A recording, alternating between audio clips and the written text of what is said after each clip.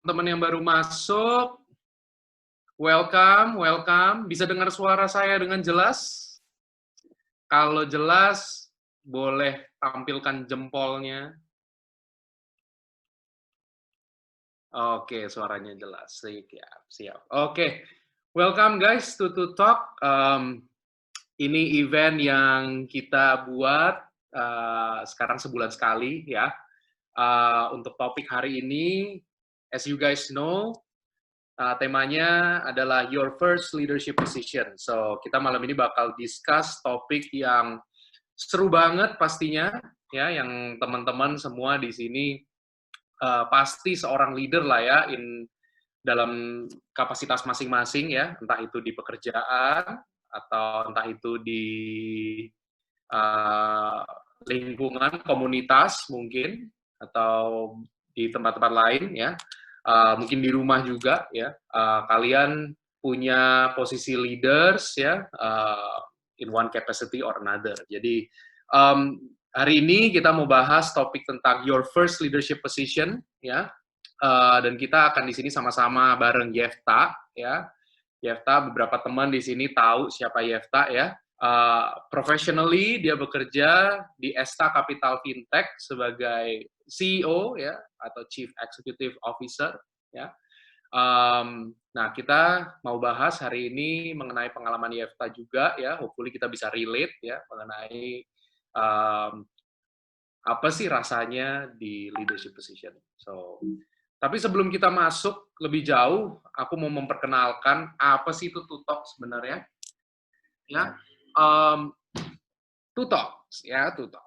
Ini event ya, a forum to share and be enlightened ya.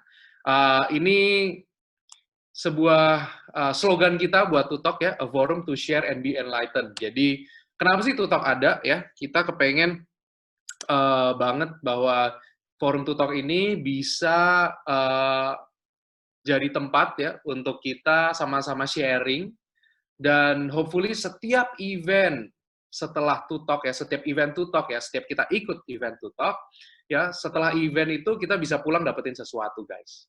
Ya, pulang kita bisa dapetin sesuatu, kita dapat sebuah pencerahan ya, be enlightened.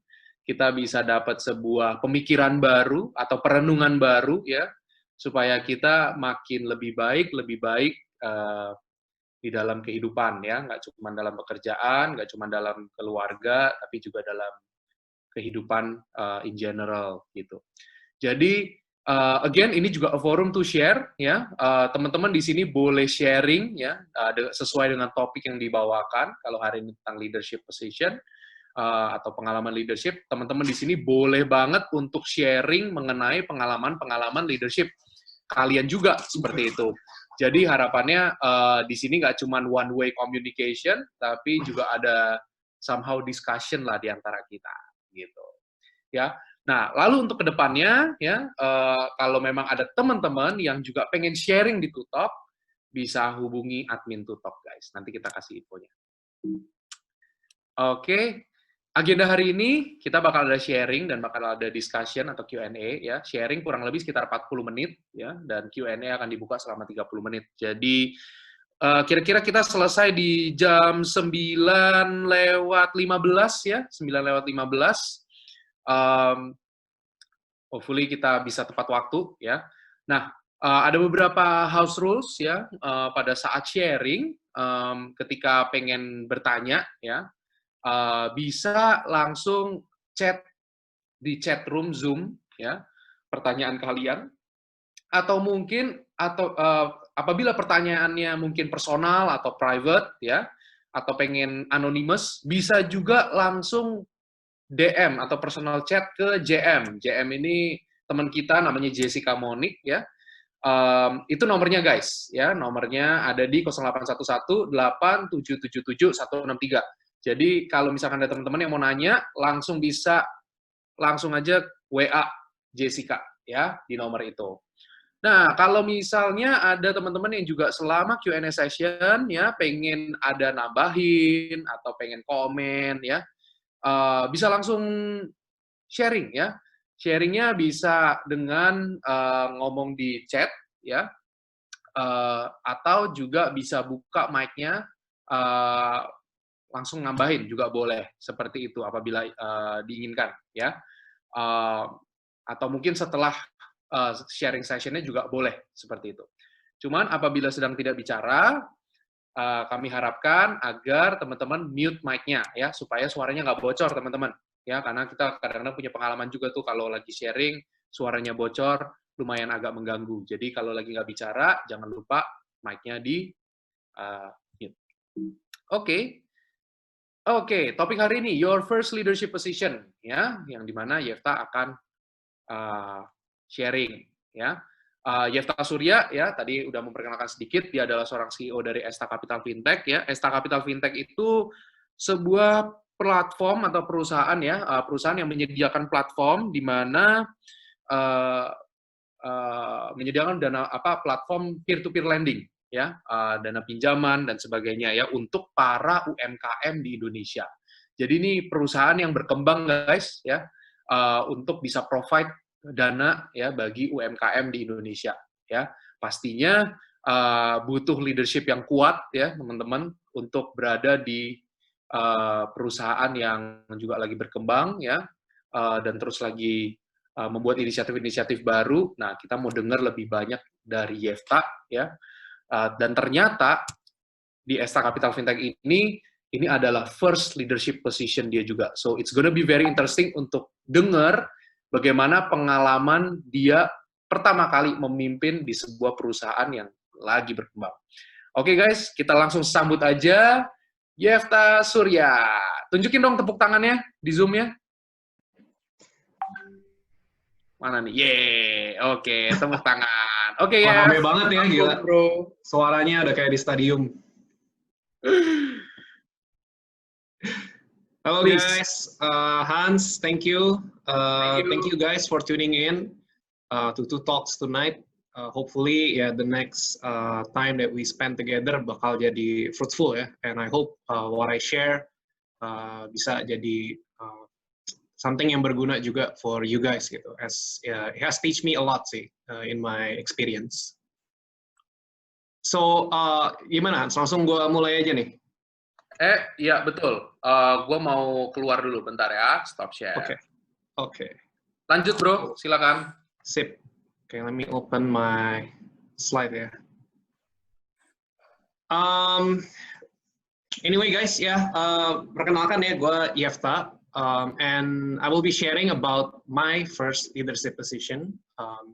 Basically, what I'll be sharing tonight, just to give you a bit of a preview to some of the things yang I've learned lah ya. Kayak, I'm not gonna be here and then share kayak my success stories, share what I've built, what I've achieved, because I'm not at that level yet. Ya, gue bukan Mark Zuckerberg or like Steve Jobs. Gue belum nyampe guys.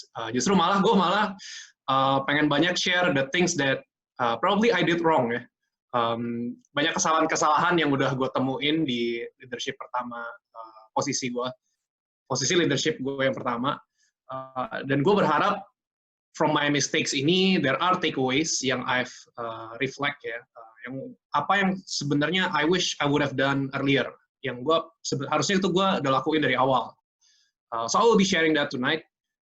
Karena ya gue juga like I said, I'm not that CEO that you baca di berita ekonomi yang masuk ke majalah-majalah Forbes dan things like that. Gue juga masih banyak banget kesalahan dan masih banyak banget kekurangan di gue. Gitu. Dan what I realize is when you first mungkin you guys di sini ada yang udah jadi leader ya in your organization, mungkin di perusahaan kalian juga atau malah mungkin udah punya bisnis sendiri gitu. Or maybe some of you are still waiting untuk that leadership position. Kalian nunggu-nunggu kapan ya gue jadi bos gue sendiri gitu. Capek nih jadi budak korporat gitu kan. Kapan gue bisa ngatur waktu gue sendiri gitu. Bangun jam 10, pulang jam 4 udah balik ke rumah, udah nyantai. Dan ya mungkin sekarang di rumah terus ya. Tapi maybe one of you guys are waiting for that one position untuk bisa jadi bos sendiri. Nah, what I realize sih, it can be very, very overwhelming, karena there are suddenly hal-hal baru yang sebelumnya kalian nggak pernah harus pikirin, tiba-tiba kalian udah mesti tahu dan mesti tanggung jawab atas hal-hal tersebut. So it can be very overwhelming. Itu yang terjadi ke gue juga. And some of the things yang I shared today, hopefully will be able to guide you, will be able to bantuin lu lewatin journey-nya supaya lebih lancar lah ya, lebih smooth dan nggak terlalu banyak kesalahan. Jangan kayak gue, don't do what I did, but do what I say, not what I do. Because banyak banget yang gue make mistakes, and hopefully I can share that as a learning experience buat you guys today. Dan buat gue sih, menurut gue personally, the best time to learn is now. Whether it is, ya lu mungkin udah punya atau mungkin lu belum in a leadership position, but one of the quote yang I really like is from Benjamin Franklin, yang ada dibilang, failing to prepare is preparing to fail.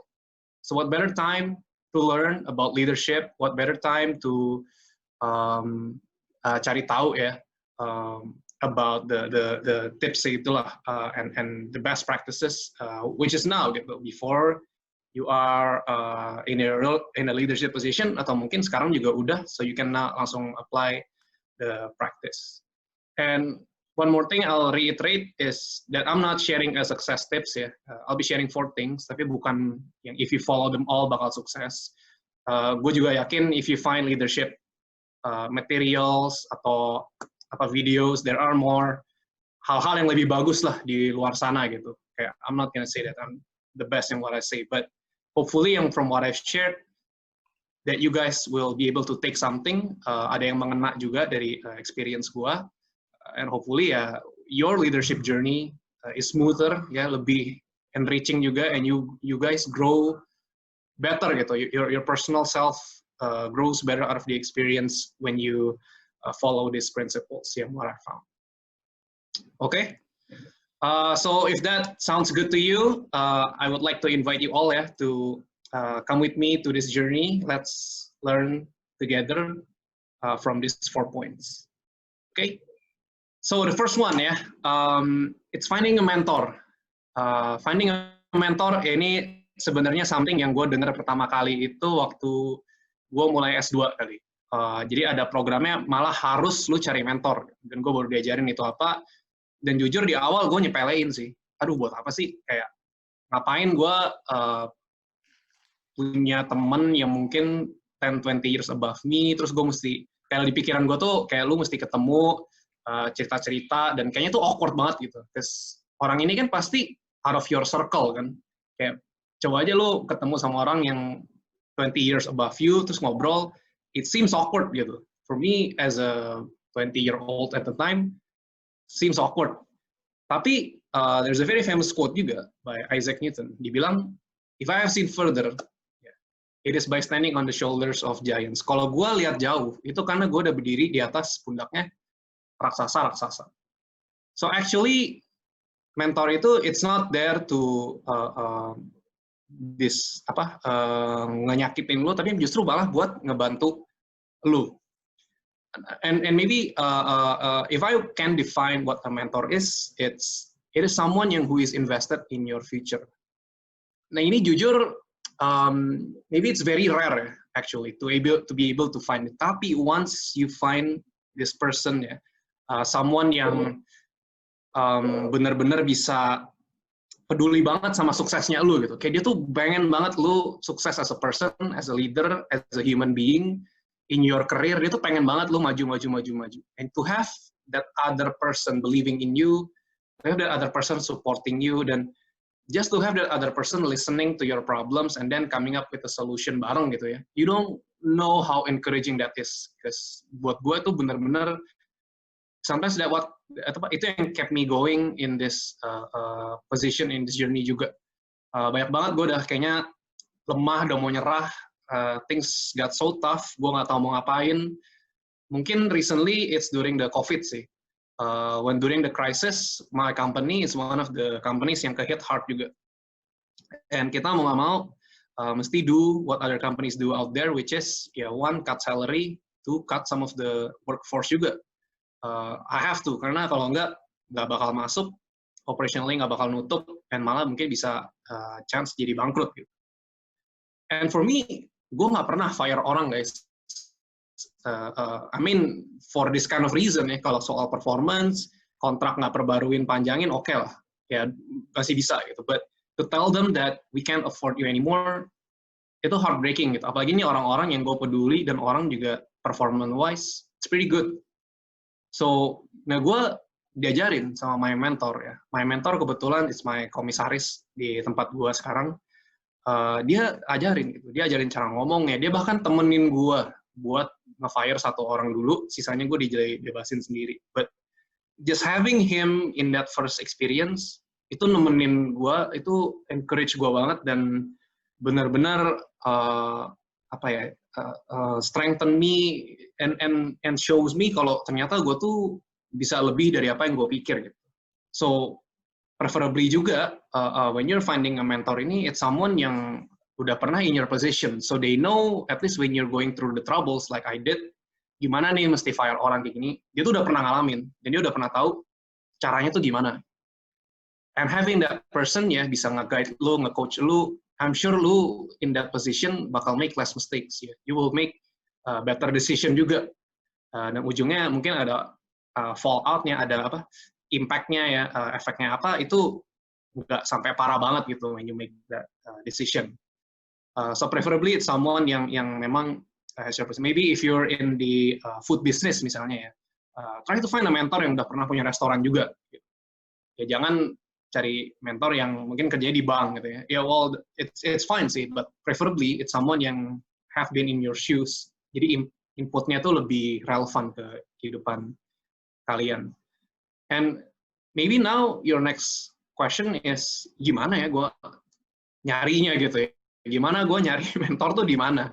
I think it can be as simple as maybe requesting for coffee atau lunch together. Maybe if you're in a company gitu, kayak you have a manager atau ya I don't know how approachable ya your manager is. But my first mentor in my first job before itu is my supervisor. Dia ngawasin gue. Tapi on lunch tuh dia suka ngajak gue keluar. And gue nggak pernah officially bilang, lu jadi mentor gue ya. I never said that. Cuma dia ngajak gue pergi makan, gue share things, my job gimana, kesusahan gue apa, dia ngasih arahan, oke. And aja next week-nya gue ajak lagi aja gitu. You wanna have lunch? Lagi nggak? Gitu. Makan lagi yuk. Oke, kita ke tempatnya dia suka, terus gitu, ngobrol-ngobrol lagi gitu. Jadi ujungnya it's very casual. Dan nggak ada kayak official relationship kontrak gitu. Itu bedanya mungkin mentor gitu ya. It's not like your boss and you di mana ada kontrak relationship, tapi it's very it's like a friendship lah. It's like a friendship and it's like a natural thing that you build. Gitu. But you do have to ask gitu. So maybe you have to ask for their time. Ya mungkin sekarang saran gue rada susah di-apply ya dengan keadaan COVID gini-gini. But I don't know, when I go to Starbucks masih bisa sih, kayak jarak-jaraknya jauh-jauh sih. So if you follow the protocol, bisa aja, malah lebih sepi, lebih enak gitu ngobrol. Or maybe now you have Zoom, right? You can ask them for a time juga untuk ngobrol. And the most important thing is be genuine. So if you had a chance to talk with someone yang years above you, and mereka udah literally give you the opportunity untuk dia mau bantu lu gitu. Be as genuine as possible gitu. Jangan bilang kayak you trying to look good, lu gede-gedein diri lu kayak gue oke kok company gue atau tim gue sukses nih, gue punya 2 di bawah gue, mereka masing-masing ngikutin banget apa yang gue bilang, padahal aslinya dia 2 ini nggak pernah ngikutin apa yang mau lu gitu. Kayak don't do that gitu. I would suggest lu benar-benar genuine, cerita aja apa masalah lu semua, because you have to realize for someone as important as them, as your mentor gitu, their time is very limited. The fact that maybe dia kasih waktu setengah jam, 1 jam dedicated to you, itu udah very big investment from their part. So the least that you can do buat respect mereka is you just tell everything gitu, be genuine. Misalnya gue juga awal tuh sama my mentor itu dia selalu ngasih gue bilang gitu, my door is always open, komisaris gue nih. Lu ada apa-apa ngomong aja, Tapi selama 1,5 tahun gue nggak pernah, karena ya gue kan baru jadi CEO ya. Gue pengennya kelihatan gue hebat gitu. Gue pengen kelihatan gue ditunjuk ini for a reason. Gue bisa, gue lakuin semuanya. Nggak perlu gue datang bilang gue nggak tahu nih caranya kayak ngurus kontrak karyawan gimana ya. I don't know guys, gue nggak pernah sebelumnya gitu. But I have to make that decision. I wish I would have done dari awal gue ngomong gitu. And now gue bisa sama dia ngomong kayak gue bisa share my greatest fear misalnya. Gue takut banget nih, kayak there's this new project yang kita baru kerjain, gue takut banget karena gue nggak pernah ngelakuin this area before, kayak credit analysis gitu. Gue nggak pernah, itu gue takut banget di situ. Atau building a tele collection department, gitu. Gue nggak pernah build, gue takut. Ya gue bilang aja nanti, terus dia ngasih arahan. Oh, you talk to this guy, you talk to him. Jadi dia bisa bantu gue dari ininya. So really, really be genuine when you find that mentor. Now, what I wish I would have done about this is gue sih bakal get one as fast as possible. And gue juga bakal share a little fact aja lah. If you get hired in your organization, in your position as a leader, lu bakal sadar makin dikit orang yang lu bisa tanya buat advice. Semakin lu tinggi, semakin dikit orang yang ada lu bisa tanya buat advice. Makanya penting banget for you to always have that person as a mentor. Mungkin lu tiba-tiba next day ya amen, lu di-hire jadi partner di Big Four gitu, di consultancy firm. Berat, langsung paling tinggi kan. Dan jangan nunggu lama-lama untuk cari siapa gitu. Maybe langsung cari di LinkedIn gitu. Kayak you will be surprised sih how kind and how willing to share people is sebenarnya ya.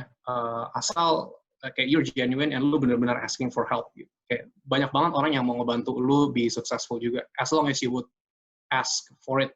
Maybe lu sekarang juga in a freelance company gitu, lu mungkin punya restoran, atau lu punya design firm, atau lu punya jualan PO apa gitu. Mungkin lu bingung nih mentok atau gimana, but maybe you know someone in your circle yang udah pernah jalanin online shopnya selama 2 tahun gitu. And, you know, just ask them for time, ask them for kayak bisa ketemu nggak ya, kayak gue beliin lu apa, coffee atau bubble tea atau gimana, kayak gue pengen ngobrol aja nih pengalaman lu gimana gitu. And once they're there, make sure it's worth their time. Jadi input mereka tuh juga mereka seneng gitu, input lu didengerin, input mereka didengerin. So the next time you can make that a regular thing, and you will build a relationship, dan lu kebantu banget pasti in your leadership position, in your efforts, while you have this mentor. Yeah, so that's my first point. My second thing, what I wish I would have done was learn how to delegate. Yeah. As it is said, there's a Craig Rochelle. Craig Rochelle itu it's a pastor, tapi dia juga punya this conference every year for leaders. It's called Catalyst Leadership. Nah, dia bilang, when you delegate task, you create followers. When you delegate authority, you create leaders. Nah, ini juga adalah satu hal yang gue mesti belajar banget, dan even sekarang pun I'm still having a struggle gimana to do this right. Cuma bedanya adalah awal-awal gue mimpin itu, contoh di accounting lah, gue cuma bilang, oke, you balance the book every month ya, udah gitu doang. Gue cuma kasih, oke, lu pegang ini, lu pegang ini, lu pegang itu, gue perlu surat ini diketikin, lu ketik gini. Gue ngasihnya tuh tugas. Tapi gue nggak pernah ngasih otoritas atau tanggung jawab. Jadi mereka nggak bisa make decision in that department. Ujungnya semua harus balik ke gue. Kayak, Pak, ini boleh nggak ya kayak gini? Ini harusnya gimana? And then ujungnya gue yang make all the decisions, dan bisa aja salah, bisa aja bener. But the thing is, itu capek banget. Makanya kita mesti belajar the difference between what to do and what to achieve. You know, instead of saying, okay, lu harus lakuin A, B, C, D. Gitu. Tapi lu bilang gitu, kita nih di A, kita mau nyampainya D. Nah, B, C-nya itu terserah mereka. Tapi lu bilang goal-nya itu ya, kita nih mau sampai this target that we want to achieve gitu misalnya. Atau mungkin yang recently juga gue lakuin adalah, gue jelasin motivasinya nih. Kayak misalnya gue perlu bikin surat tentang ya apa ke organisasi, ke asosiasi buat di industri gue. Gue bilang ini nih suratnya buat mereka.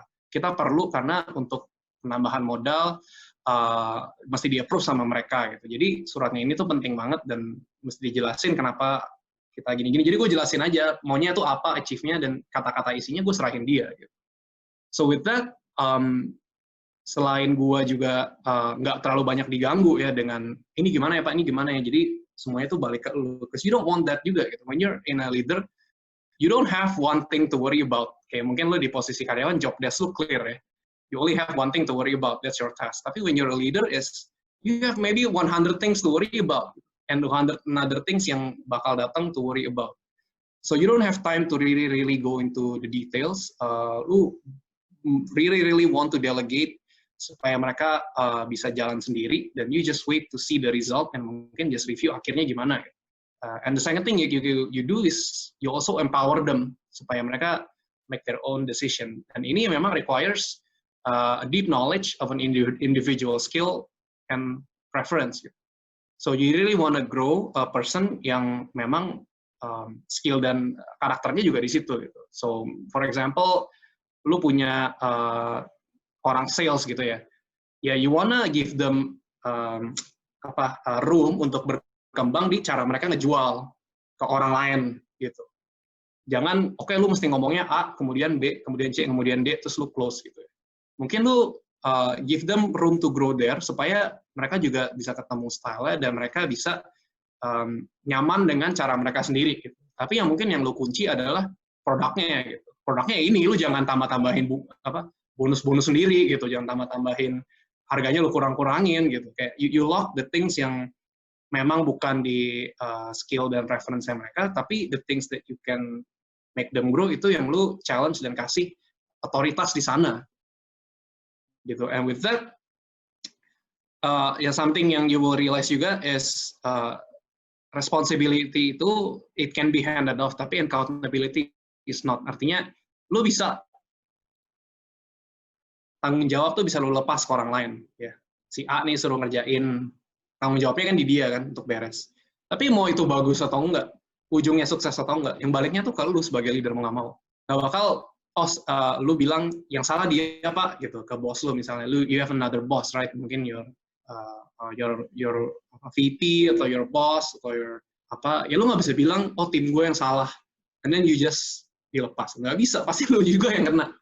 So it's very important makanya to delegate supaya hasilnya efektif, because it always comes back to you.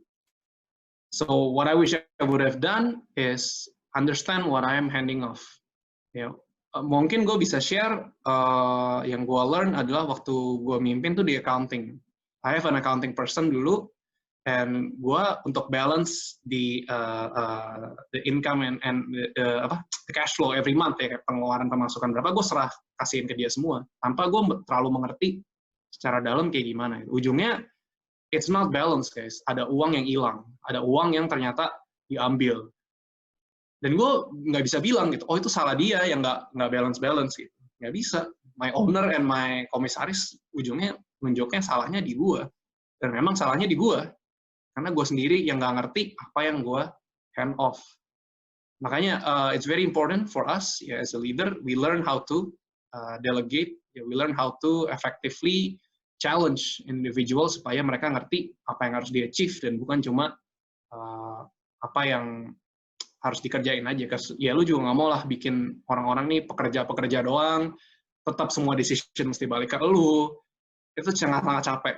Lu pasti pengen dong tim lu jalan sendiri, sukses sendiri, dan lu juga tinggal nikmatin aja hasilnya dan maybe set the next target untuk gimana mau achieve-nya. So that's for the second point. The third thing yang I learned, it's to be vulnerable. Being vulnerable is tough. It requires a very secure person. Perlu lu to be yourself banget, dan perlu lu nggak worry about your position at all. And one of the things yang I've learned is early on in my career, I wish ini mungkin the most important yang I would put out of all the point, ini yang I wish I would have done earlier is saying I don't know. So Irv Grousbeck itu is a professor di Stanford. Dia teaches MBA for management. In his article and in his study, dia bilang sometimes the best answer is I don't know. Let's figure this out together. Tapi coba deh you guys, we all pernah punya boss kan, atau maybe you guys have a boss too now. Pernah nggak sih bos lu ngomong I don't know, let's figure this out together? mungkin show of hands is pretty rare ya. Or maybe if you have, then it's pretty good boss gitu. Dia berani be vulnerable.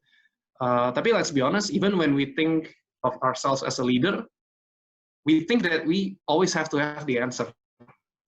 Kita nggak pernah bisa mikir untuk bilang, ditanyain anak buah kita bilang nggak tahu. But actually, what you don't realize is guessing itu waste a lot of time and effort. So when maybe a team member ask you, atau ya one day ada yang nanya lu as your bawahan gitu ya, kayak Pak kita mesti A atau B nih. You actually don't know, tapi lu bilang ya A deh. Maybe it's right 50%, bisa aja salah. Dan kalau salah itu sangat-sangat nge-waste a lot of time and effort. Padahal maybe if you say, kayak, hey I don't know, let's figure this out together gitu. Satu, lu jadi nggak buang waktu ya, lu malah mungkin spend more time figuring out which one is the right way tanpa harus spend banyak banget resources dan ini effort. Kedua, you involve your team in your decision making process.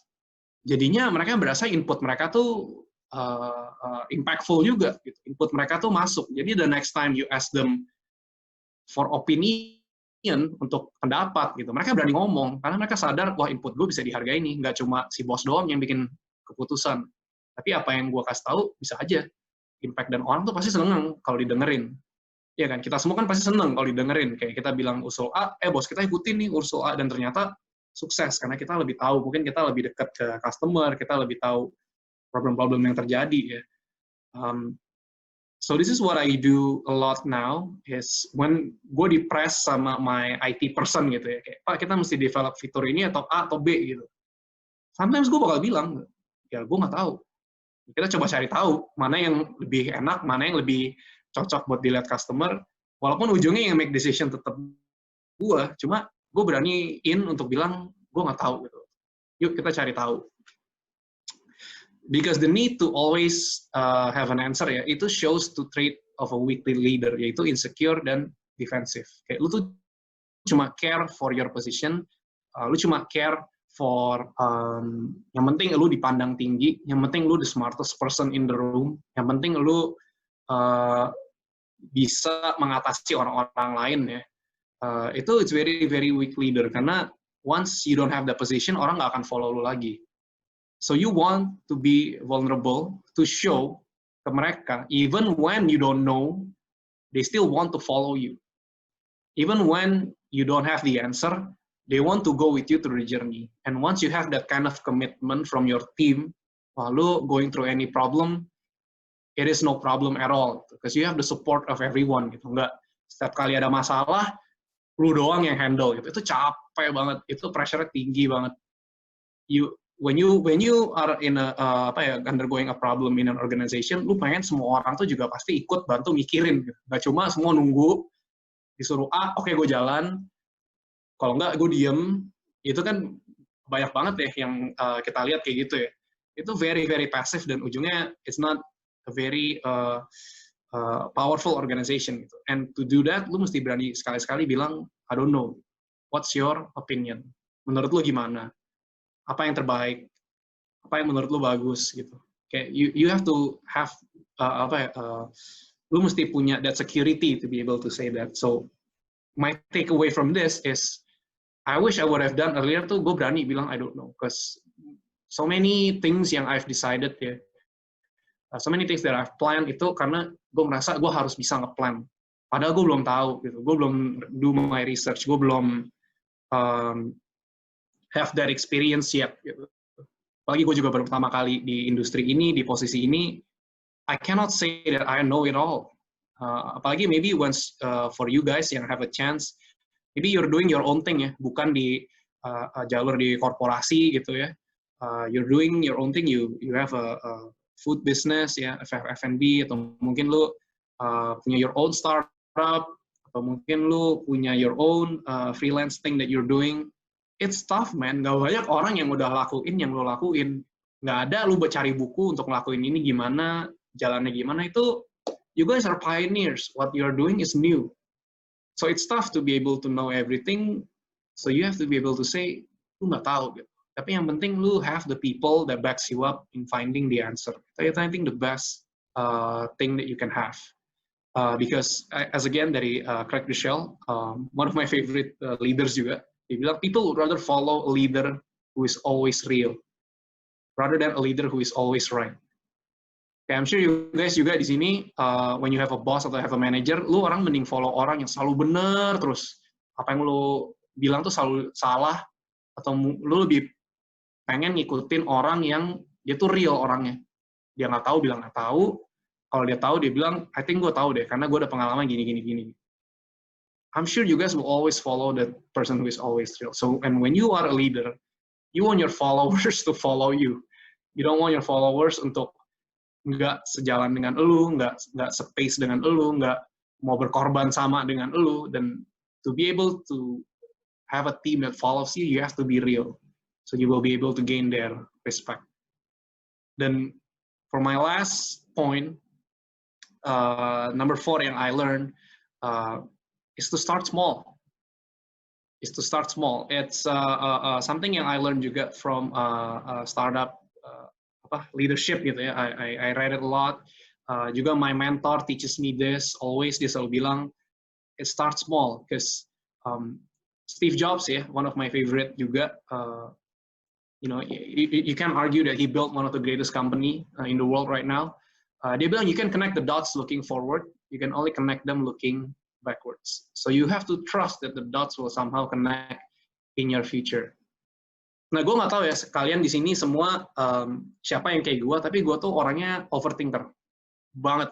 Gue analyze mungkin A to Z sampai ke AA kali kalau di Excel gitu ya, sampai Z tuh ada lagi gitu. Gue analisa skenario tuh banyak banget.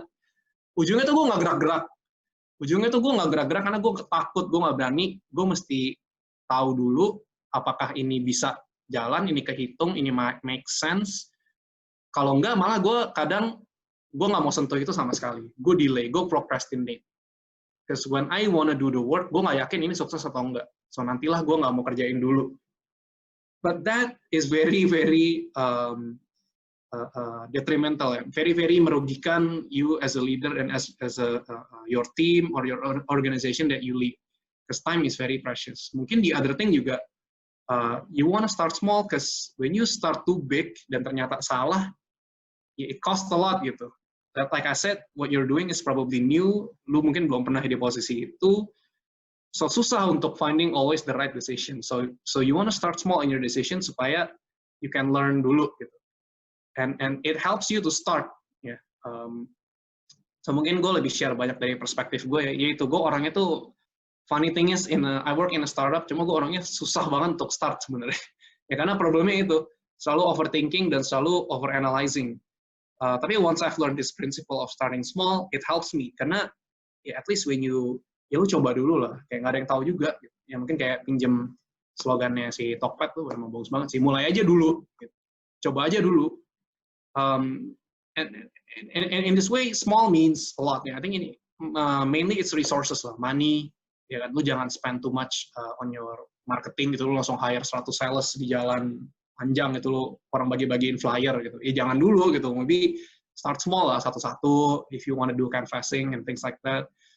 It saves time juga, it saves energy. Because the thing is, you have to set the limit for yourself juga. Maksudnya apa sih? It's, when you start small, ya lu juga nggak mau small terus-terusan. Gitu. You don't want to start small for a year gitu. For 1 year, lu ngetes, ini kecil, terus gitu. Ya lu kapan gedenya gitu. So you have to set the limit for yourself. Oke, sampai berapa lama gue mau call this a success atau a failure. Maybe in your business juga kan, you want to start selling food online gitu. Maybe some drinks you want to sell to Instagram. Lu punya resepinya, lu udah punya namanya, lu udah punya brandnya. Ya lu jangan langsung spend ad 1 miliar pasang di IG and Facebook dong, semua orang lihat gitu. Tapi you don't know if people gonna like it or not atau enggak kan. But you set the limit gitu. Oke, maybe for a month gue jualan, gue lihat ini worth it gak? Ini laku nggak? Ini diterima nggak? For the work yang I'm putting out, the revenue yang gue dapat seimbang nggak? And in a month you call it. Kalau kayaknya oke, gue mesti decide setelah 1 bulan gimana. If it's not working out, then don't keep spending the resources there. Gitu. You have to be able to call, okay, this is nggak jalan, and something has to change. And that's what I mean by starting small. Is it's not small forever, but you review. If it's not successful, you change. If it's not working out, messagingnya, mungkin cara lu ngakuin. In my, we wanted to hire a salesperson untuk bisa dapat lender atau dapat investors. But awal-awal itu kita cuma profile satu, pokoknya orang yang pengalaman background itu yang agen deposito di bank-bank gitu lah.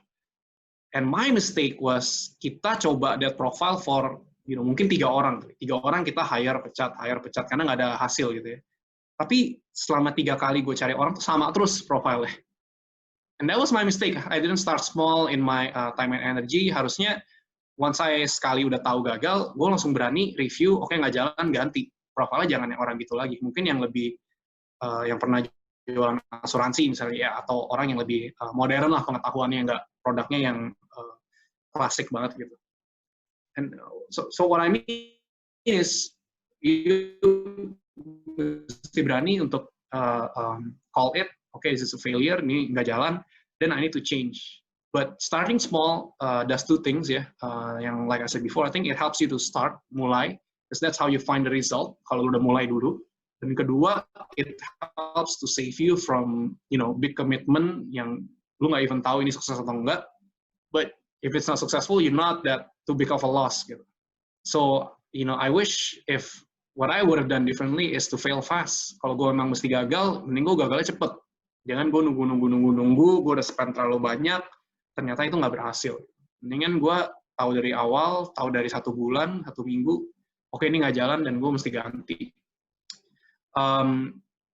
So with that that's the 4th thing yang if I can recap ya. One is finding a mentor for you to get one as fast as possible. Kedua is learning how to delegate, understand what you're handing. What I wish I would have done is harusnya gue lebih ngerti apa yang gue hand off, nggak cuma kasih tugas, oke lu do it gitu. But gue understand what we're trying to achieve bareng-bareng. Ketiga is to be vulnerable, be brave to say. The 4, I would say lessons yang I've learned from my mistakes. And if you guys follow this, I can't guarantee your success. This is not a tips to be a successful leader and things like that. I'm sure, like I said before, you guys pasti bisa ketemu lah di buku-buku yang lebih qualified for people. But I'm sure I can't guarantee success, but I'm sure you will get more out of your leadership position. Apapun itu, mungkin it's more a learning experience from it. Mungkin more growth for you juga as a person. Yang pasti more respect from your bawahan, ya itu pasti banget. Dan maybe if you find success, I'm sure suksesnya itu lebih long lasting and sustainable. If you follow this, if you follow these principles gitu ya. So with that, gue cuma mau close dengan hopefully what I've said ini can help you guys in your journey. Because I really wish for all of us to have this experience as a leader. Because I'm sure setiap orang kita tuh punya that potential. It's just where and when to apply it. Jangan pernah bilang, wah gue nggak build nih to be a leader gitu ya. Gue nggak build nih gue nggak lahir untuk menjadi pemimpin gitu ya. I think that's BS lah, to put it lightly. Atau put it secara kasar mungkin. Because I think every one of you has a potential to lead something. Ya mungkin you're not have the potential to lead like a multi-trillion company, multi-billion company like Apple. Ya, siapa yang bisa sih? It's 6 billion gitu. So you don't think like that juga gitu. Tapi in every aspect ya, mungkin you're a leader in your family, ya. You're a leader in your organization, in your church gitu. Atau mungkin you're a leader in your company, you're a team leader, lu di project leader. Everything is a leader. Gitu. So and being a leader is exciting because you have an impact on other people's lives, livelihood, and their career and things like that. So it's a very rewarding experience, and I'm sure if you follow these principles, your journey itu bakal lebih lebih fruitful, lebih full, lebih you will gain more out of it, and I'm sure you will make less mistakes, you make better decision, and yeah, you will have a better reputation juga as a leader, and people will like to follow you. Yeah, that's my goal, is hopefully you will be a leader yang people will want to follow you, and lu bisa create more leaders along the way. So my last message sih, if you find yourself in a leadership position, don't get overwhelmed. It is overwhelming. Be okay with not being okay, and try to do these 4 things. I'm sure you will be okay, and I'm sure you will be successful one day. Right? So thank you guys. Semoga that was pretty helpful for you. Yeah, I guess we can open for Q&A ya. If anyone wants to nanya or anyone wants to share juga, if it relates to you, atau mungkin kalian mau nambahin the things that you've learned in your leadership position. I'm always looking to learn, always looking to better myself juga as a leader. So please welcome. So I'll give it back to you, Hans. Yay, thank you Yev, thank you so much. Guys, kalau ada yang mau tanya, bisa langsung start posting your question di room chat, atau bisa hubungin Jessica Monik di nomor yang tadi, ya. Hopefully guys udah udah catat ya, kalau misalkan nanti butuh nomornya lagi, nanti kita tampilin. Mungkin sebelum kita ke pertanyaan ya, thank you banget udah sharing. Gue dapet banyak banget hal. Yeah, especially I just want to point out in the part when you say learning how to delegate ya, gitu. Kalau buat gue personally itu delegating is a tough job buat gue, gitu bro. Karena memang seringkali gue orang yang agak susah percaya gitu loh, kayak ngasih kerjaan ke orang gitu kan. Apalagi kadang-kadang ini mindset yang menurut gue yakin nggak bagus sih. Cuman somehow it's just so hard untuk gue nggak mikir gini gitu. Kayak kadang-kadang nih gue ngasih kerjaan ke dia nih ya, misalnya ke bawahan lah ya, salah satu bawahan gitu, admin atau apa gitu. Nih admin ini cenderung dia masih baru lah gitu kan, belum ada setengah tahun ya kan. Gue tuh takut banget gitu kalau ngasih kerjaan ke dia gitu ya, karena kadang kerjaannya juga masih banyak salah-salah gitu, ya kan. Jadi gue tuh cenderung kayak kepikiran tuh kayak, gue kalau ngasih kerjaan ke dia, nanti ujung-ujungnya gue kerja 2 kali gitu. Ya kan, gue kerja 2 kali tuh, ya kan. Gue ngecekin kerjaan dia lagi, kayaknya bakal lebih cepet kalau gue kerjain sendiri deh, gitu ya. Tapi kalau tadi yang lu bilang tuh, learning how to delegate tuh, it's not as simple as just delegating task, ya kan? Tapi you delegate authority, ya. Yang tadi salah satu hal yang lu mention gitu. Nah, itu menurut gue satu hal yang powerful gitu. Karena mungkin selama ini mindset gue tuh only delegating task doang gitu, ya kan? As simple as, yaudah gue ngasih kerjaan dia, dan ukurannya adalah, oh dia berhasil atau tidak, lulus atau tidak mengerjakan pekerjaan tersebut gitu. Padahal kalau tadi di poin lu tentang delegate is all about empowering, ya. Delegate tuh is all about empowering, dan itu gue ngerasa beyond just delegating task, itu bener-bener ada satu hal yang kuat banget di belakang itu adalah lu pengen bikin dia juga grow di situ. Nah, itu gue dapat banget sih bro. Thank you banget buat itu. Gitu. Yeah, thank you Hans. Ya bener banget sih. Gue juga awalnya kayak gitu. Cause awalnya gue cuma pengen these things get done aja, right? Kayak you don't want to make mistakes. Ya kan, lu pengen kerjaan tuh efficient, right? You have to be fast, you have to be quick. Because there's a lot of things other things that you need to do. Tapi mungkin my mindset starts to change when sebenarnya as a leader tuh apa yang lo lakuin sih? Antara are you trying to get things done or are you building a business? Because when you're kayak ya secara ininya black and white-nya, are you thinking short term or are you thinking long term? Kalau misalnya kita pengen kasih orang supaya cepat beres, kita kasih tahu dia gimana caranya A sampai Z, step-nya kita jelasin satu persatu gitu ya. You may get things done, tapi in the long term itu nggak bakal sustainable. Karena lu nggak akan selalu ada sama dia kan. So once you're not there, udah kerjaannya berhenti. Atau mungkin nggak bisa maju, mesti nunggu approval dari lu, mesti nunggu arahan dari lu. Ujungnya lu nggak bisa nggak bisa akan berkembang gitu. Sedangkan once you give the room for error, memang you also give a room for them to shine, ya kan? For them to show mereka ini bisa atau enggak.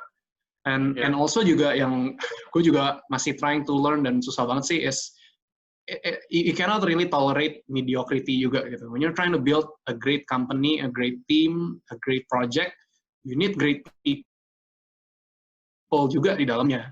Gitu. Bukan maksudnya ya lu langsung main pecat A, hire B, kayak cepet banget gitu ya. Cuma lu mesti bisa ada pembuktian dulu nih orang cocok nggak ya di sini, nih orang bisa nggak ya ngelakuin tugasnya tanpa harus lu suruh-suruh gitu. And it's really important because you wanna get that pillar to be set up, and then lu mau tinggalin gitu. You don't have to spend as much attention dan time di sana kan, because it's very limited. So with the if you delegate it right, antara memang lu ketemu nih orang, wah nih orang jago banget dan bener nih dia cocok di posisinya, atau ternyata dikasih kebebasan dia malah nggak bisa gitu. Ya nggak bisa pun ada tahapnya lah. Mungkin you know what to work on, dan ya kan lu mesti nge-train dia di sininya supaya dia lebih pede, dia lebih tahu. Atau mungkin ya memang setelah you give them chances 2, 3, 4 times tetap aja nggak ada improvement. Again, you wanna start small, right? You wanna start small. Jadi sebelum lu terlalu jauh, you have to be able to call it. Kayak okay, sorry kayaknya kita nggak bisa lanjut because I can't go further with you gitu. Itu I think it helps when you delegate it right. Yeah. See, I think it really is a different lens of seeing delegating ya. Itu benar-benar selama ini mungkin kita terjebak dalam scope task aja gitu. Padahal as a leader, your job is to groom and empower your subordinates gitu ya, supaya mereka one day siap gitu ketika nggak ada lu gitu ya. I think that's a really good way of thinking sih gitu, yang seringkali kita nggak mikir aja sampai ke sana gitu. Thank you Yev. Ini mulai banyak banget pertanyaan yang masuk ya.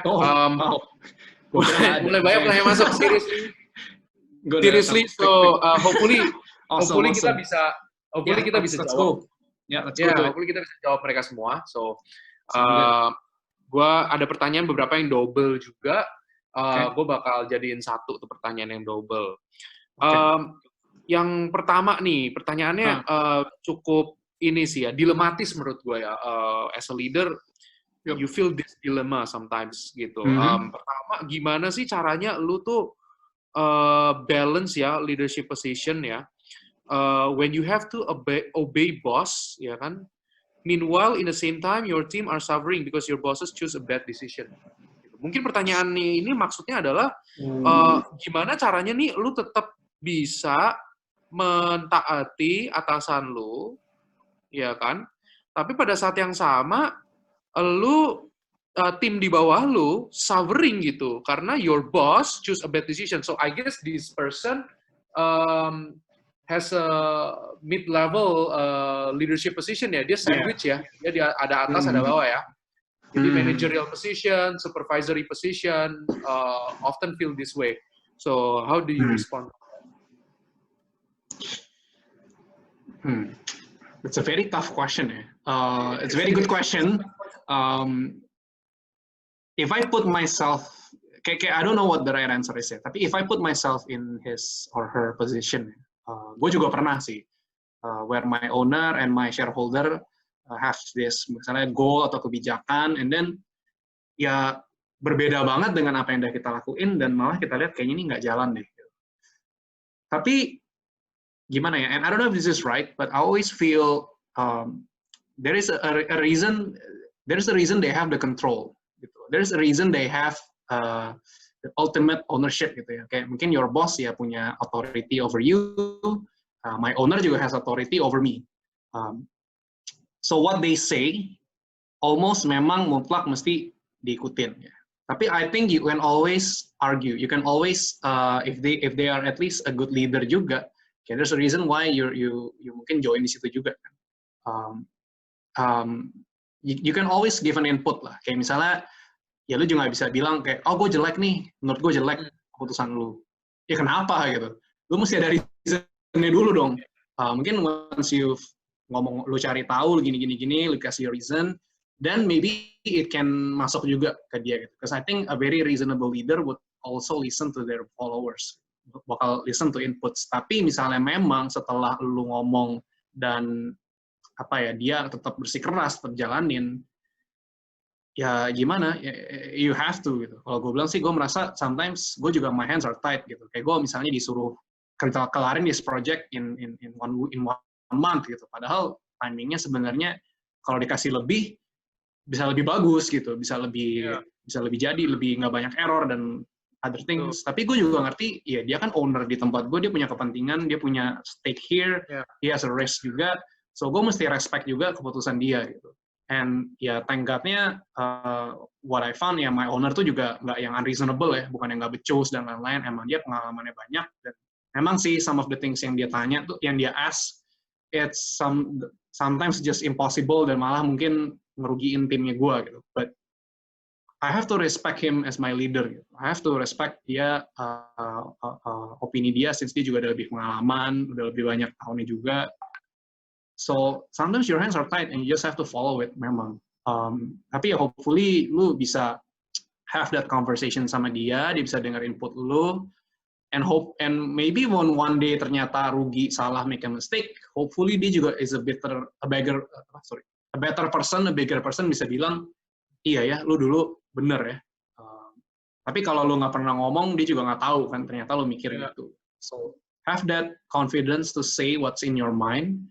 Tapi memang final decision is final decision gitu.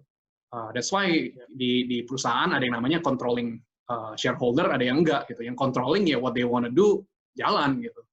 Kayak you can veto it gitu. Kayak you will be outvoted gitu kan. Makanya it's very very sensitive topic. Tapi ya memang authority is authority when there is control. Iya.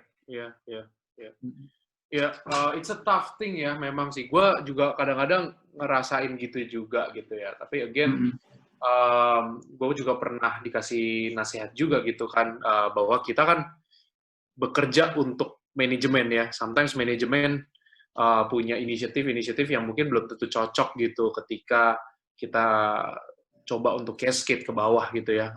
Dan ternyata ada beberapa yang nggak cocok gitu. So, sometimes ya itu pastinya berpengaruh terhadap komposisi timnya harus berubah, atau mungkin kita harus hire orang baru, beberapa orang juga memutuskan untuk keluar dan sebagainya gitu. It really is tough ya, tapi sometimes being in the mid level atau mid leadership position, that's something yang it's hard to avoid ya. Oke. Ini ada pertanyaan yang menarik banget nih, again dilematis ya, mungkin ada beberapa yang ngalamin gitu. I believe Yefta juga mungkin ngalamin as a young leader ya. Kayak how do you deal ya with older generations, ya kan? Seringkali ada generation gap. Atau mungkin sometimes gue tambahin lagi pertanyaannya. Oh, ini di sini juga ditanyain. Especially when they are also your subordinates. Ya kan? Jadi subordinate lu mungkin udah lebih lama daripada lu atau lebih tua. How do you deal with them? Gitu? Iya. Ini very interesting sih. Gue ketawa because maybe I can tell you in 1 or 2 months. The reason why is karena gue sebenarnya lagi mau kedatangan team member ya, my marketing manager. Itu adalah teman sekolahnya komisaris gue. Teman kuliahnya komisaris gue. Jadi dia udah 45, tapi dia bakal under me. So gue sendiri excited to know how it feels. Tapi sekarang aja gue kan juga masih 28 ya, about to go 29. So mungkin about 70% memang di bawah gue. Cuma yang udah senior kayak my head of IT itu is 6 years older than me, 7 years older. So it's tough gitu. Makanya I think you cannot be a leader yang holding on to your position, ya kayak lu order orang karena lu bos, lu mesti ikutin karena gua gitu. You really have to be able to ngerti motivasi mereka tuh gimana gitu, and you still have to pay them respect lah, because ya memang mereka older, and mungkin ya what I can share is when I was interviewing this marketing manager ya, yang is probably 20 years above me, gue cuma bilang sih kayak Pak, saya tuh di sini bukan untuk ngebosin Bapak gitu, saya bukan di sini untuk nyuruh-nyuruh Bapak gimana. Saya tahu Bapak punya pengalamannya jauh lebih tinggi, saya yakin di bidangnya Bapak pasti lebih pengalaman. Yang saya bisa lakuin adalah saya akan support Bapak sepenuh-penuhnya. Gitu. Waktu Bapak misalnya keluar jualan, saya akan siapin tim yang di belakangnya ini untuk support Bapak sebisa mungkin, sebaik-baiknya. Memang ujung-ujungnya tetap tanggung jawabnya di saya dan keputusan juga di saya, tapi saya nggak akan, maksudnya saya bukan mau untuk ngatasin dia gitu loh, gue bukan mau nyuruh-nyuruh atau perintah dia, tapi gue benar-benar butuh dia untuk perusahaan ini bisa lebih maju gitu. Gue butuh your experience, gue butuh your skills, and I think in general sih you just treat them with respect lah. You just treat them with respect. I think in anyone, mau bawahan lu lebih tua, lebih muda, atau sama umur atau apa, kayak you just treat people with respect, and I think it really goes a long way. Ya jangan banyak jadi bossy banget lah gitu. Even if you're a boss, you cannot be bossy. Itu yang gue find out sih. So yeah, just treat them with respect. Yeah. Thank you, Yev. It's interesting ya, apa? Tapi ya gue sendiri masih finding out sih. Pasti ini kan cuma general banget ya, gue tahu karena pengalaman gue juga belum detail dan spesifik banget kayak gimana.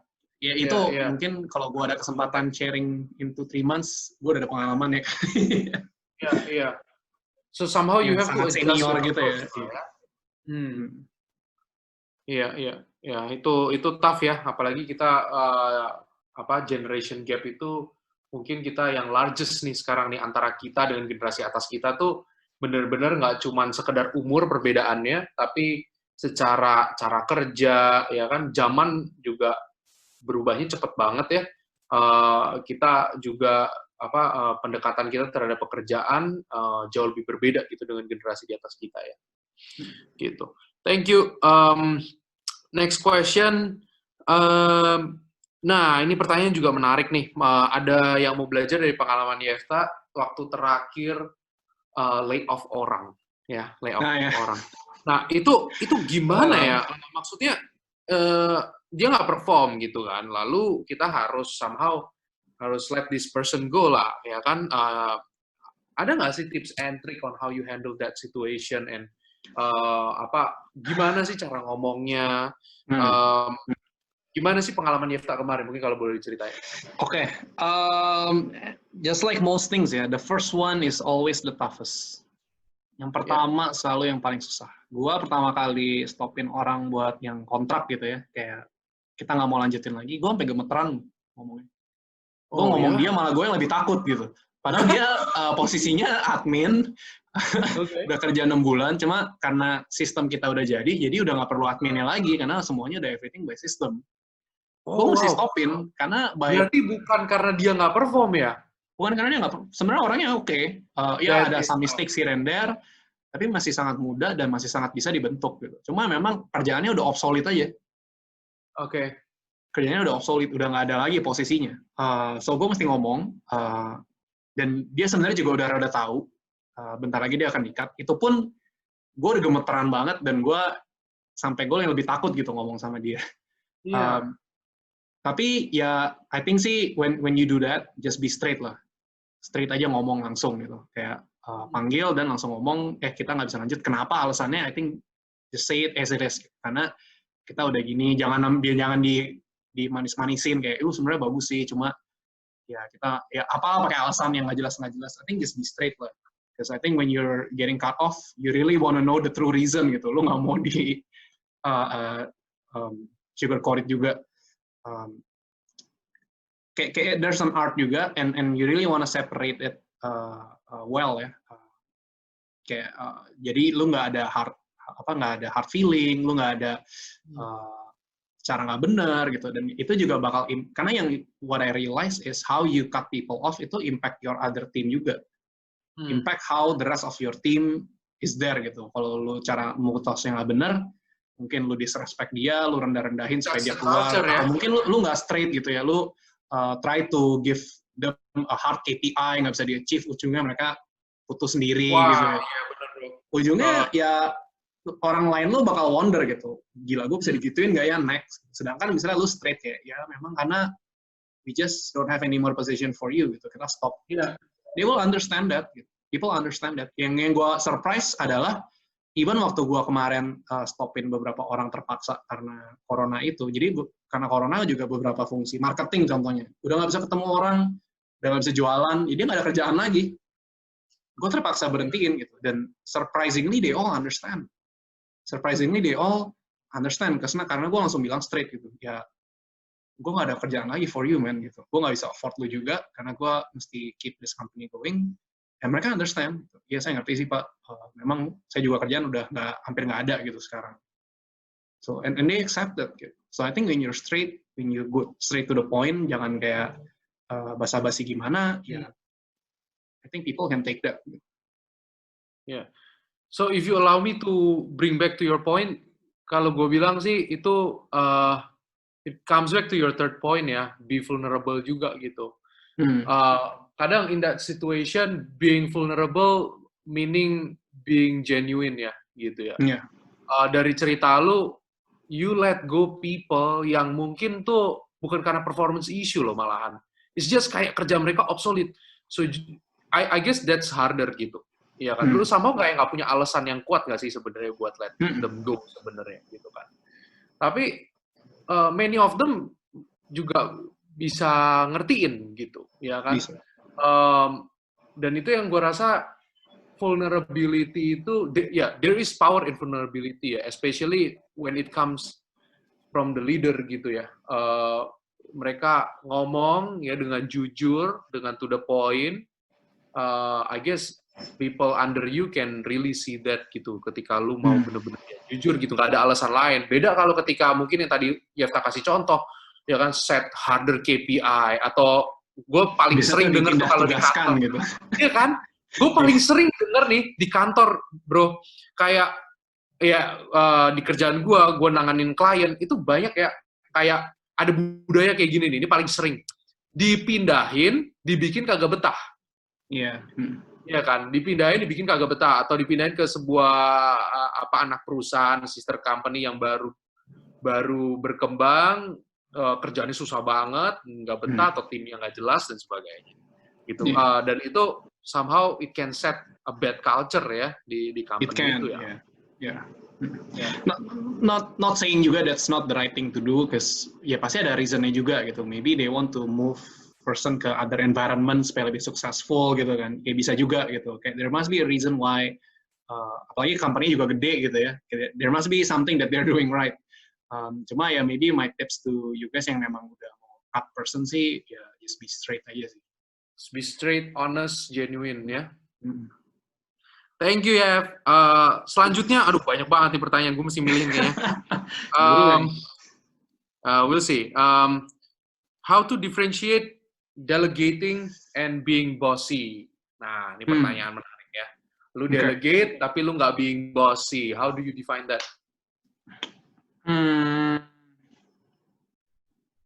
I think it's a very thin line. Tapi I think once you know deh. Especially kalau lu yang udah pernah di other side of it ya. When you are delegated sama bos lu disuruh di delegated task gitu ya. Lu pasti merasa mungkin satu lu kepaksa, kedua lu juga merasa terbatas banget apa yang lu bisa lakuin. Dan lu malas banget ngerjainnya gitu. Sedangkan mungkin when you are delegated authority, walaupun mungkin lu nggak tahu, satu lu juga belum pernah ngelakuinnya, jadi you're not sure, tapi lu excited gitu.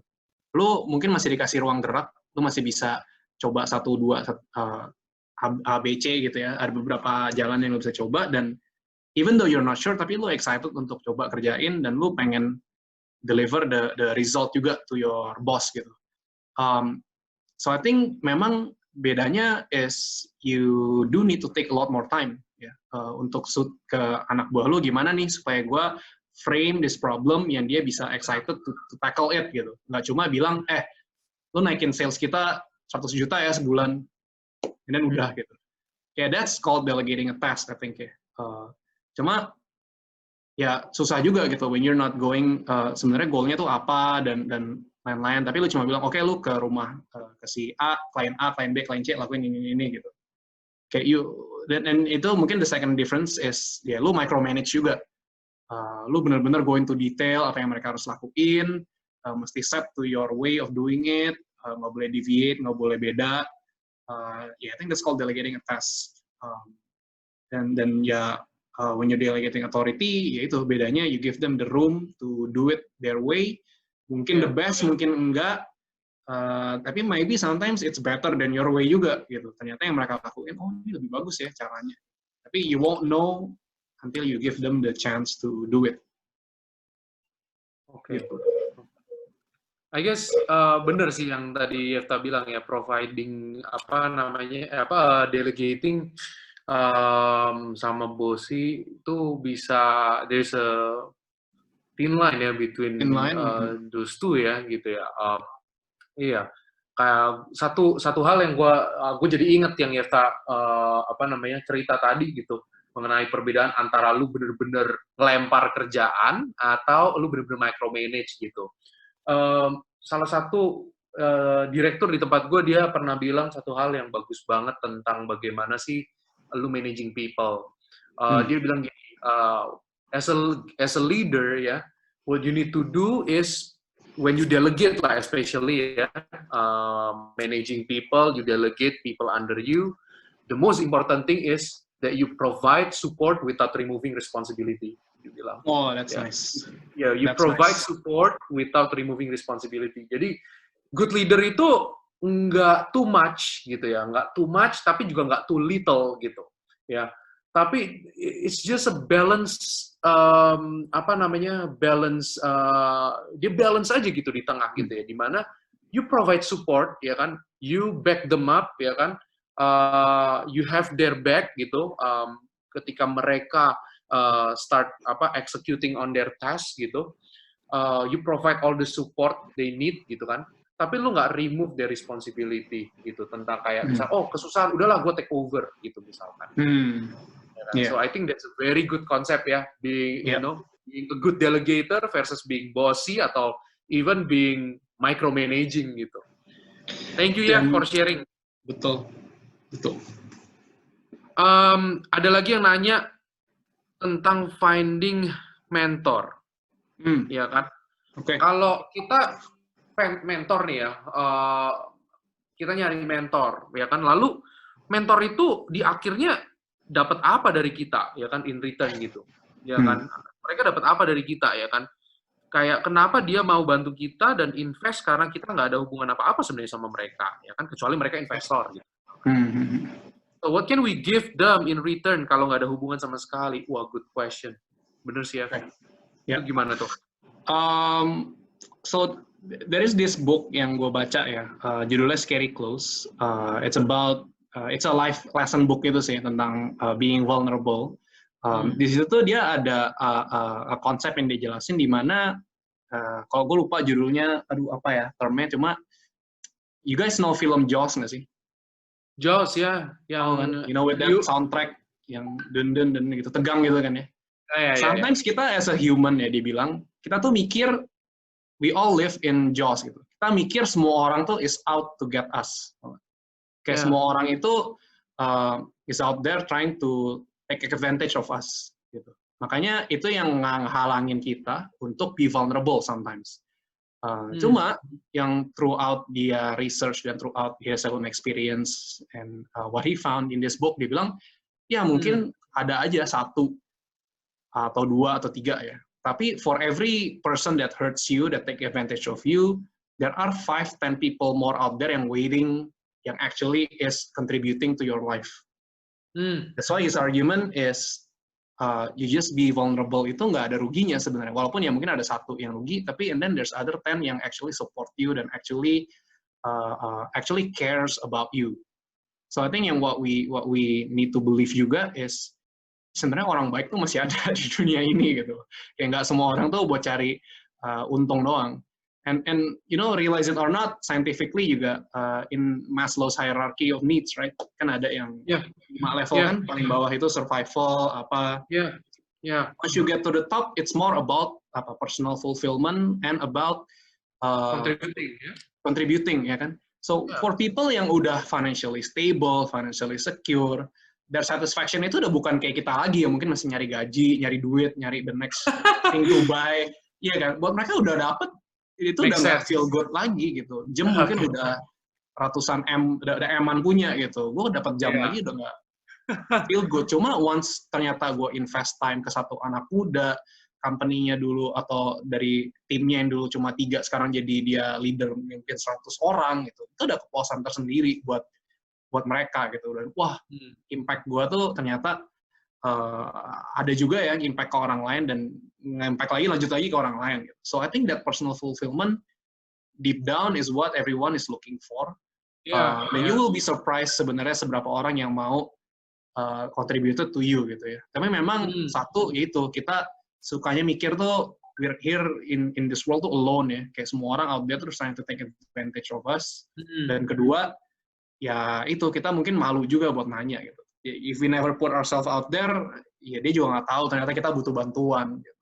So it doesn't hurt lah. It doesn't hurt to ask. Yeah, the worst thing they can say is I don't have time for you. Ya udah. Gitu. Yeah. So message-nya good mentor is a secure mentor lah ya. Iya. Iya kan? Tapi again kalau kita pikir-pikir orang yang udah mau jadi mentor tuh ya pada umumnya mereka nyari personal fulfillment itu sih ya. Ya sih kayak I guess that's also what happens to like Steve Jobs atau Mark Zuckerberg ya kan, Jeff Bezos dan sebagainya, orang-orang sukses lah yang kita tahu ya kan, Warren Buffett. Mereka tuh udah multi-billionaire ya. Lalu apa yang mereka lakukan hari-hari ini? Mereka give back to the community ya. Iya nggak sih?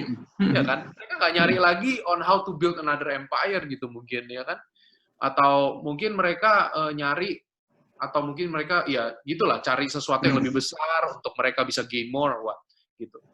Tapi bener sih yang Yefta bilang gitu, gara-gara disinggung Maslow hierarchy of needs gitu kan, mungkin mereka udah di self actualization gitu yang dimana ini gue udah punya banyak dan gue udah enough, apalagi sih yang gue cari ya kan. And deep down kita semua punya kemiripan yaitu personal fulfillment itu. Nah bagi mereka personal fulfillment is giving gitu and contributing to others gitu. Iya. Tapi ya gue nggak naif juga, ya nggak semua orang sih have that capacity memang untuk. Memang ada orang yang mikirnya cuan terus juga, kayak duit nggak pernah cukup gitu. Ya ada juga. Ada juga. Cuma just for every one of that person there are 5 more yang sebenarnya tuh baik gitu. Okay, that's my Yeah. Make sense. Thank you, Yev. Yo, thanks. Oke, kayaknya kita keburu sih, hopefully ya, ada berapa lagi. Ketika orang yang ada di bawah kita, ternyata adalah orang yang punya power, karena karena kakaknya atasan kita, dan dia nggak mau diatur, how to manage it. Jadi, ya ini mungkin perusahaan keluarga, ya kan, atau organisasi keluarga gitulah ya. Dia, orang di bawah lu itu, adalah orang yang punya power gitu, padahal dia posisi di bawah lu, ya kan, tapi dia punya power, let's say dia one of the owners gitu, tapi di bawah lu, gimana manage-nya? Politics banget ya. Politics. Ya, it's tough sih, karena relationship is tough gitu. Ujungnya kan ini it deals with the dynamic relationship of the organization. I don't know what the right answer is again, tapi if I were that person, I would probably say to the boss-nya dulu sih. Say to your atasan, to give you really the authority gitu loh. To really give you, kayak gue ngerti juga sih perasaannya when you are a leader, tapi lu tuh nggak pernah di-delegate authority-nya yang kayak tadi gitu. Lu tuh nggak pernah dikasih kuasa dan ke kontrol atas anak-anak buah lu gitu. Karena as simple as mungkin leader lu ini nggak pernah introduce you to the team. Nggak pernah bilang, oke ini si A, sekarang udah manager ya di depan kalian. Dia nggak pernah ngomong gitu, I know impact-nya tuh bisa besar. Lu as a manager, lu cuma datang, and ya somehow you are the boss, tapi nggak pernah officially stated gitu. Iya. Itu juga jadi, orang mungkin ya mereka bingung juga, nih orang bos gua atau nggak datang, cuma bilang iya, tapi kok kayaknya nggak pernah diumumin gitu ya. So I would communicate that with your atasan dulu sih, yang memang, kayaknya gua merasa belum nih, can you mungkin ya communicate kayak bareng lah atau gimana, because I don't feel like I have the authority gitu. And once you have kalau belum diomongin tuh belum nendang memang bro. Belum, iya betul, itu penting banget. And it's not about the title sih, tapi about there's just something to it yang jadinya, okay, this is official, clear gitu. Hierarkinya gimana, siapa yang punya tanggung jawab dan gitu. And once you have it, then you have to act like you have it gitu. Jangan mau juga dikontrol sama dia gitu. Ya, maybe you need to have one-on-one with him, kayak, what's your problem sih, kenapa itu lu nggak terima atau apa gitu. Dan let's talk it out gitu. Kayak, but you have the authority now to do those things gitu. Hopefully you're given that authority dulu. Bener banget sih ya. Itu pesan banget buat kita semua ya teman-teman. For those of you who are leaders in the organization gitu ya. Kadang-kadang tuh as simple as making it official ya. Itu tuh penting banget loh ya. It can give different feel lah gitu terhadap tim. Mereka juga ngerasa oh ini udah official. Kadang-kadang ya karena seringkali kalau orang masuk gitu tapi nggak disosialisasikan role-nya apa, lalu nggak dibilang dia ini siapa, nggak diperkenalkan. Namanya organisasi timbul banyak asumsi lah, ya nggak sih? Timbul banyak asumsi dan sebagainya. Dan apalagi ini when it comes to politics ya, sometimes apalagi hal-hal yang tadi Yefta bilang itu dibikin official gitu ya, itu tuh satu hal yang mungkin bisa jadi powerful gitu, ya kan? Oke, dikit lagi ya. Ini pertanyaan juga bagus banget. Dia tanya bagaimana sih kamu ya, how do you handle with people that have different business ethics than you? Ya, would you still consider working with them? Ya kan, mungkin probably partnering, ya kan? Or in a way, you would put away your ethics to ensure the business keeps on going. Ya, jadi antara dua pilihannya, ethics atau bisnis gitu kali ya. Gitu. Gimana tuh ya? Again, good question, very very tough to know what's right and wrong. Ini dari Ryan ya, I saw in the chat. Yeah. So thanks Ryan for asking. Ethics very important to keep lah. Kayak I'm not gonna lie, there are things in what I've done juga yang question my moral, yang gue tahu harusnya nggak dilakuin. But somehow, that's just how things are done in Indo gitu ya. That's just how things are done in the industry. And I think sih, you really have to check with yourself sih. Maksudnya, dan ini juga tergantung ya relationship-nya apa nih. Because it depends. Sometimes when you are too close, kayak misalnya lu partner, ya lu mau nggak mau, you can't. Ya probably you can say no, tapi the stakes are higher gitu kan. You might lose your job, you might lose your position and things. Atau mungkin misalnya cuma it's a third party, you mau bikin partnership, you don't like how they treat their employee gitu, kayak you can say no gitu misalnya ya, kayak oke deh, go walk away with the deal. Ujungnya sih it comes back to you again. I don't know man, it's tough, tapi I check myself ya, as long as maksudnya kayak there are some things behind it yang oke juga gitu ya, nggak you're not doing all things illegal, dan ujungnya tuh there's nothing in what you're doing, cuma you're just making deals yang secara nggak benar gitu ya. If the business comes down to that, then I think you gotta check again your ethics lah, maksudnya jangan go that way.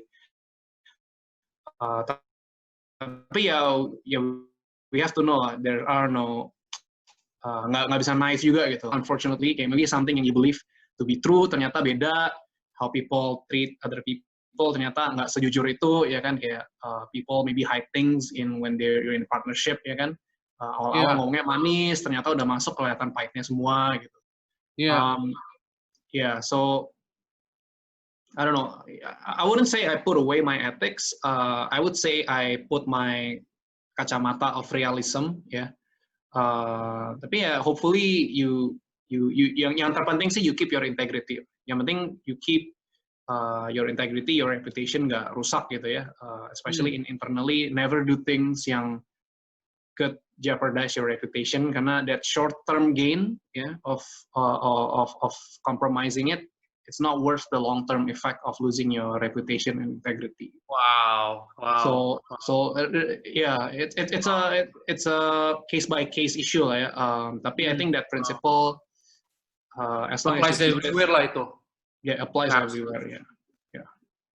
Wow, itu benar sih, kayak somehow you have to set your own limit. Tadi salah satu poin lu juga, you set your own limit gitu, terhadap apa yang lu mau lakukan dan apa yang lu nggak mau lakukan gitu. Penting gitu ya memang, yang tadi kalau dari poin lu dapat banyak hal di mana lu harus set gitu, hal-hal apa yang lu bisa tolerate, hal-hal apa yang lu nggak bisa tolerate gitu ya.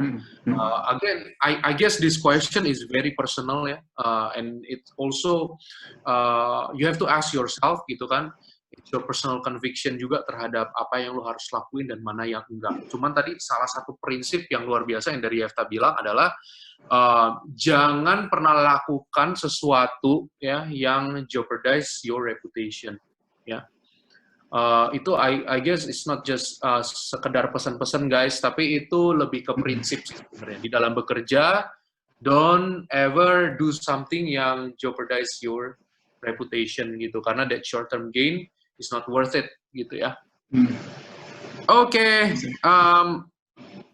Okay, when your staff make a mistake, how can you put back your trust to him or her? Gimana tuh? Yeah, I'm sure it's very, very often ya, kayaknya banyak make mistakes. There is a principle yang I really like that says, ini dari preacher juga sih, dia bilang trust is a currency. Mungkin this is the first time you guys have heard it, tapi I'm sure lo orang semua berasa kayak gitu. Jadi maksudnya adalah trust itu it's a currency. Artinya apa? Ada exchange rate-nya. For me, misalnya to give Hans my trust, exchange rate itu kecil banget lah. Mungkin kayak dolar ke rupiah gitu. It's very easy for me to trust you, Hans. Karena gue udah kenal lo lama, and I trust you as a friend. Gitu. Lo my closest person, jadi it's very easy for me to do that. And it's the same to you, to your employee. Mungkin awal-awal nih masih okay sama lo ngasih trust. But whenever that trust is broken, you know, the exchange rate goes up. Makin susah. Sekarang harganya lu mau trust your employee itu makin mahal, ya kan? Yeah. Kalau when you put it technically kayak gitu. That's the principle yang it's working.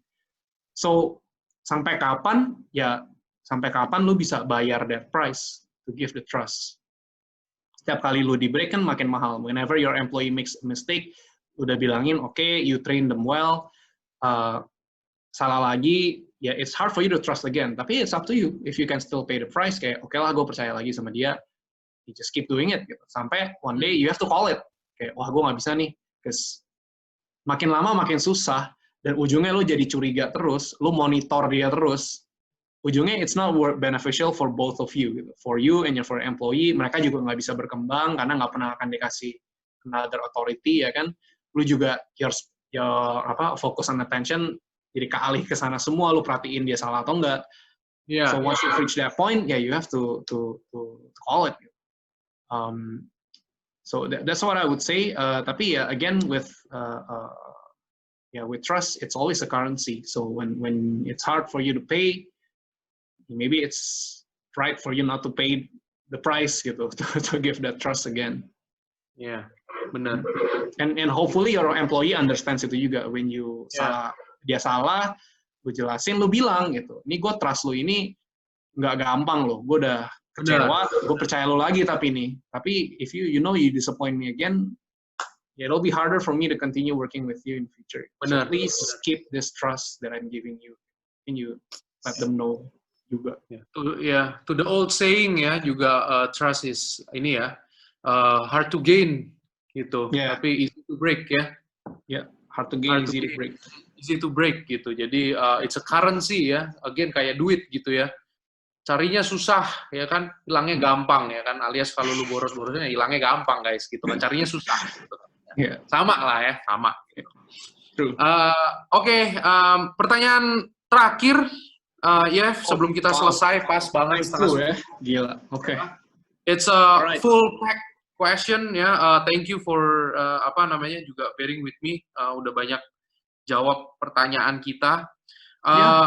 Ditanya, saat ini apakah lebih baik punya skill spesialisasi, expert di satu bidang, tapi benar-benar menguasai, atau punya skill di banyak bidang, tapi bukan expertise. Jadi mungkin antara you becoming specialist atau generalist lah. ya.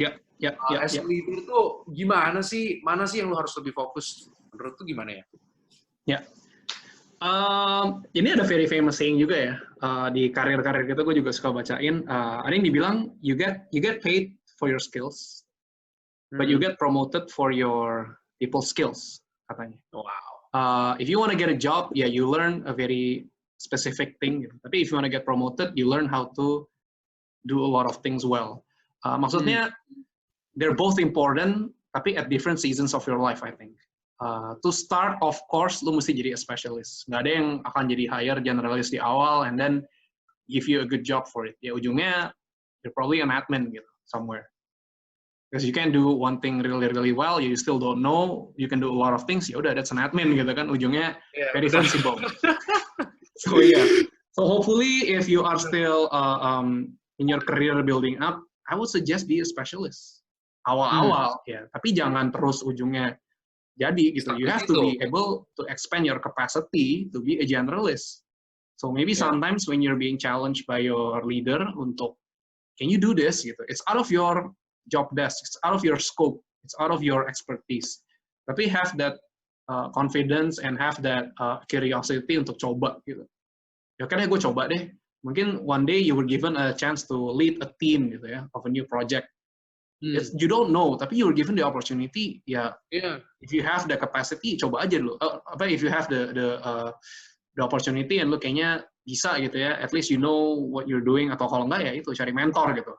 Tanya gue mesti ngapain ya. But take that opportunity to enlarge your capacity. Because your specialist skill will help you climb up. Tapi yang ujungnya will keep you there is how you be a generalist and how you. I don't think generalist is the word sih, tapi lebih ke people skill-nya gitu. How you interact, how you build relationships, how you motivate, how you manage a team, itu yang bakal keep you up top. Tapi to get there, of course, you have to have the skill. People skill, managing skill itu kali ya. Yang tadi kembali lagi ke poin-poin lu, delegating, ya kan? Those things itu yang penting gitu ya.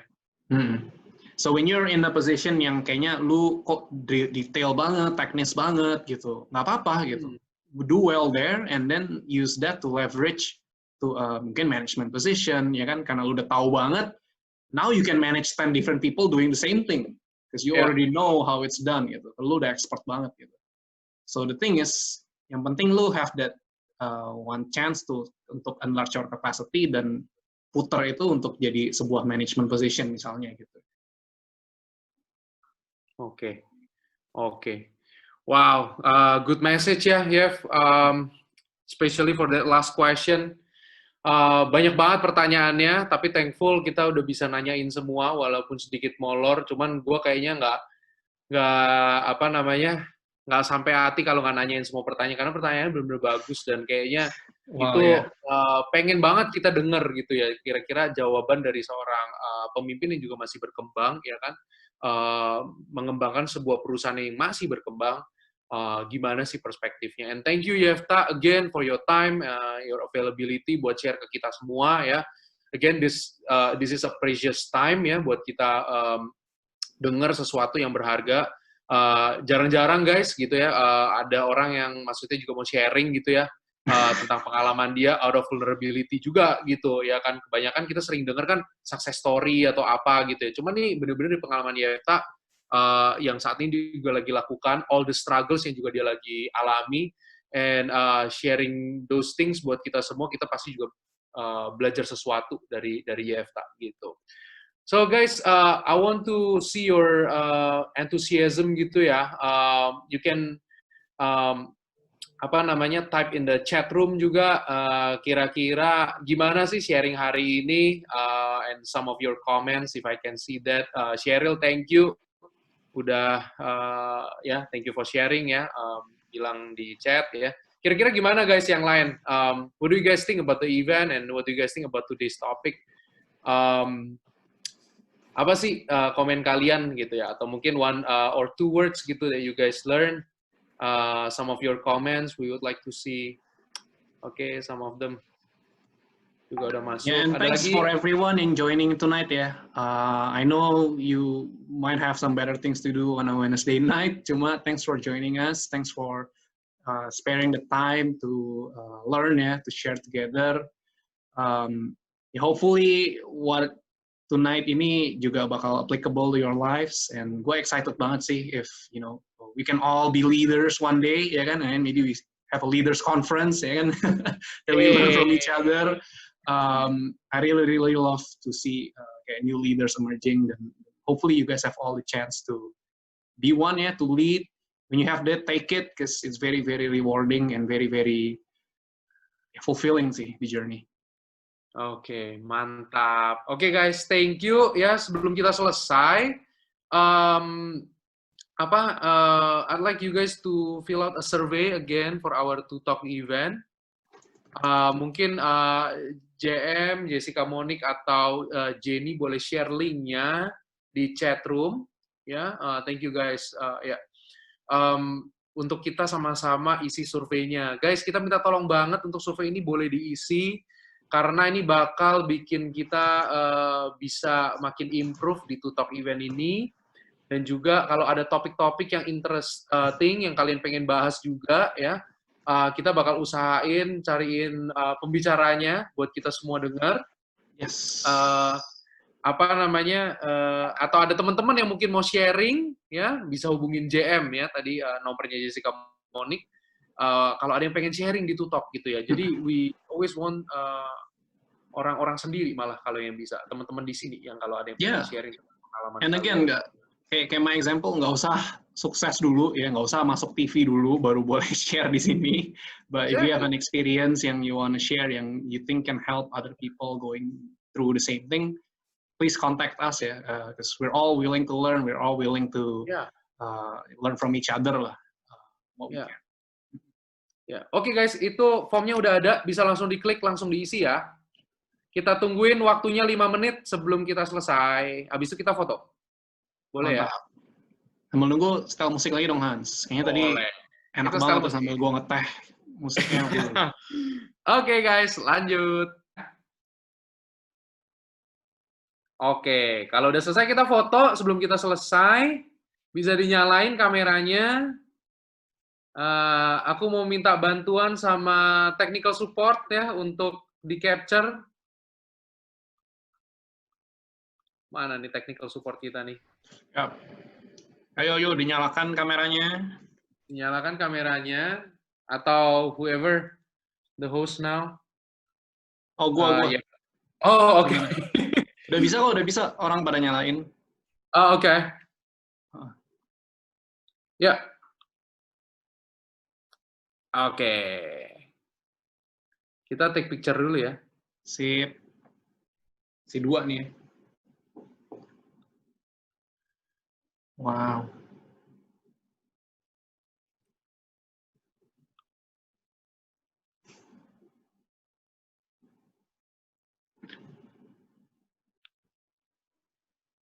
Kameramen, gimana kameramen? Oke? Oke. Udah kering nih gigi. Oke, udah ya. Udah dihitung. Gak berasa. Kameramen hitung dong. Oke.